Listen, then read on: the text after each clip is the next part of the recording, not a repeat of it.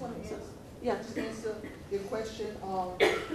I've been running a farmer's market now for 6 years, and we had 2 farmers that came to our farmer's market. God bless them, because the other farmers said that they couldn't come because of, I guess, the same problems you're having, but they can come down 14th Street and make a lot of money. So what we've done is, in terms of incentives, is really done the legwork and the paperwork to get these farmers to be part of agri market, so they get WIC coupons. So you take WIC coupons, senior WIC coupons. We work with the health department, so they get health bucks now. We also now take EBT. So we worked with the local farmers who were willing to come into our market, and because they could make more money downtown, but to encourage and give them incentives, really did the paperwork so that they could receive the WIC, the EBT, and the health books. And now we just got a grant, the heavens are great, the stars are aligned, that we do a double coupon program. So every time they use their WIC coupon, they get double the money. Those are the 2 farmers that are our market. So I'm just letting you know that there are communities out there that will work with you to try to help in some way to increase your profit margin. Don't give up on us. Yeah. But I think the comment you made in these answers are also really looking at who's paying what part of the cost. So I mean, part of what I think we're all addressing is that we're feeling that farmers deserve to get paid a fair price that reflects their cost of production. The workers should be getting paid their fair share, and it's shifting who's getting paid which part of that consumer dollar. And I think one of the problems that has been a situation for quite a while is that certain costs are getting external costs. They're not being built into the price that one's paying as a consumer or as the buyer. And that's an issue that affects fruits and vegetables, it affects commodities, it affects grains. And one of the biggest concerns for those of us that have been working to try and change domestic farm policy and also international farm-related policy is that when corporate agribusiness and when corporate power wants to buy cheap, when they want to buy those grains and those inputs at a price that is far less than the cost of production, that's part of what's fueled some of the mega corporate expansion in livestock, in dairy, and hogs. It's also what's forced us as taxpayers to be paying into a subsidy system, which is what is partially compensating for those low prices. So as the Family Farm Coalition, when we look at farm policy in the Farm Bill, we're really trying to be as clear as we can that what we're dealing with is the need to have fair pricing in the system. And it's not a question of, well, we should look at having these subsidies go to these farmers, or we should have this subsidy reduced. We're saying we should have a system that's not dependent on subsidies to be the source of how people are getting paid for their value and for their production. And so, in our view, that cuts across all of the different sectors. And so so that's part of the challenge, is to change the system and for that to be, at the core, and that fairness and the ability to get paid a fair price being at the core. Can I say, but that's one of the places where the seafood issue is a little funky, because seafood is probably priced up at least 300%, and none of it goes to the fishermen. And you're probably paying because we've classified it as some kind of luxury thing. It's we're going to go eat lobster, but 2 summers ago the price of lobsters plummeted down to $1.80 a pound. That's the lowest it's been in a long time, and you guys probably didn't see that. You probably still pay, upwards of $5, $6, $7, $8, maybe $10, or depends on where you go, a pound. And so when we created these community-supported fishery programs, which are mimicking community-supported agriculture, we suddenly saw that fishermen were getting paid more for their catch. The consumer was paying less for their seafood, less than they would pay if they went to a conventional market. So for us, it's almost like, how do you cut that hundreds of percentage points in the middle? And if you don't cut it, then how do you make sure that more of it ends up going to the fishermen through these alternative marketing strategies, as opposed to all of it be absorbed by all the, well, it's probably like 2 or 3 entities in the middle. And then here with the fisheries, we're a seafood city. With BP spewing oil all over our Gulf Coast, our fishermen weren't making any money because they were actually cleaning up the Gulf Coast, but we were still getting seafood in the city. And you see signs on certain restaurants that say, oh, our market share, our prices are up. But when you look at the oysters, you know, we are an oyster city. Our oysters are huge. The oysters they were trying to sell were really, really small, about a little bigger than a quarter. And he lost a lot of money because people were asking him, like, well, where do oysters come from?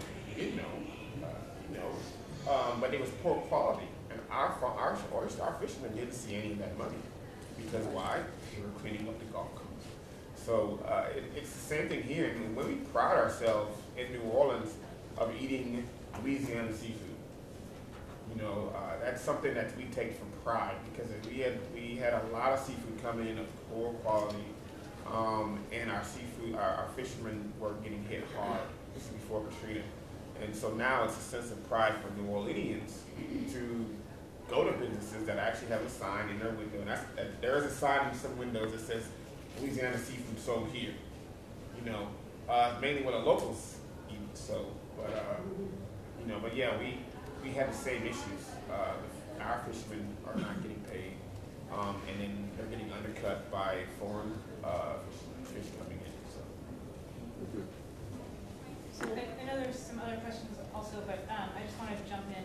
I've been working with Kathy a lot, and Joel and some other folks, organizing around these the antitrust hearings, the Department of Justice hearings.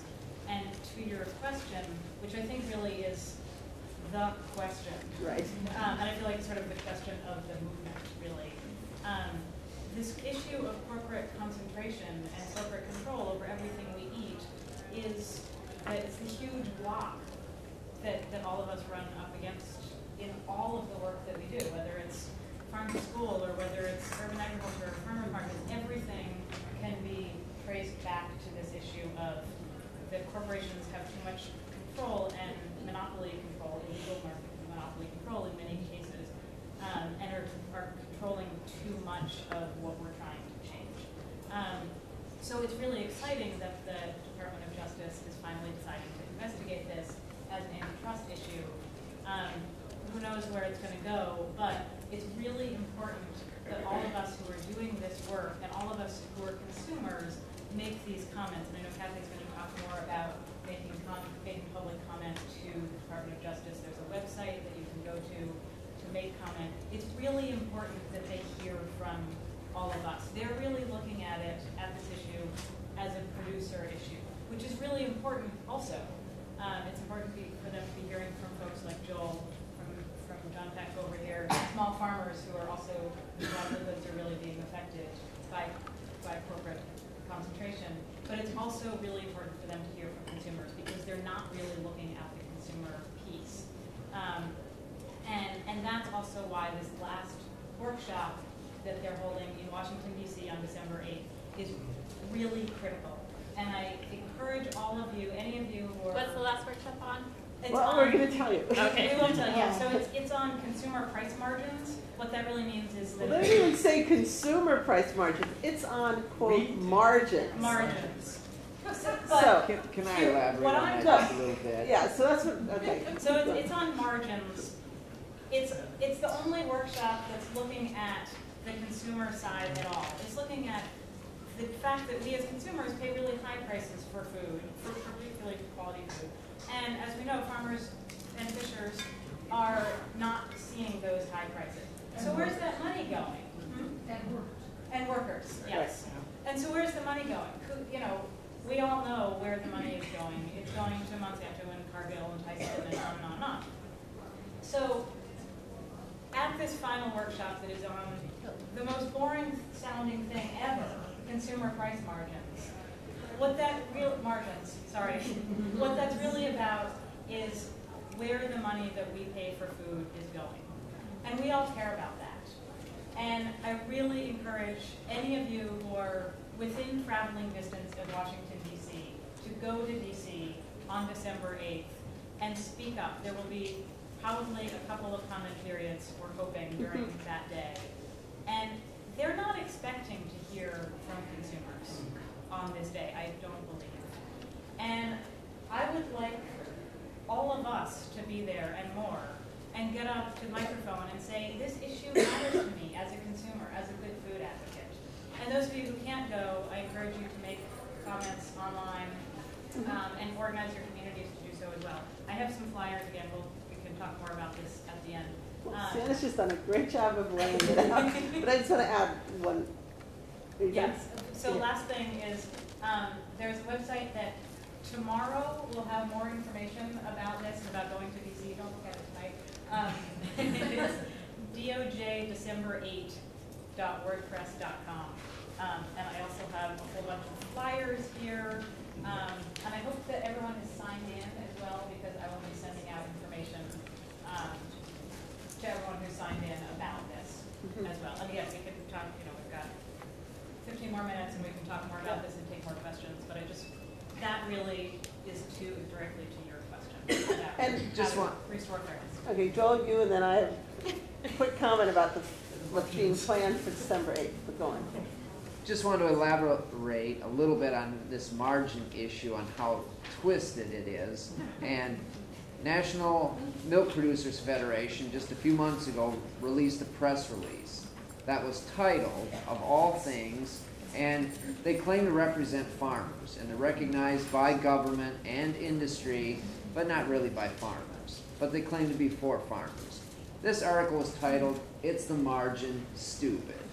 And they ran it in every farm paper in the country. And their take on it was that it's not the milk price, stupid farmers. It's because the price of corn is too high. So we gotta get corn lower. It's the price of fertilizer is too high. We need to get fertilizer cheaper. And energy is too high. So we just gotta drop the price of oil. If we could just drop the cost of all of your inputs, well then your milk price would be just fine. So it's just the margin, stupid. And how insulting. And I can't believe it. So if you can be in DC, they need to hear loud and clear, that we're not stupid. We know where the money's going. We know who's taking it. And they need to do something about it. Yes.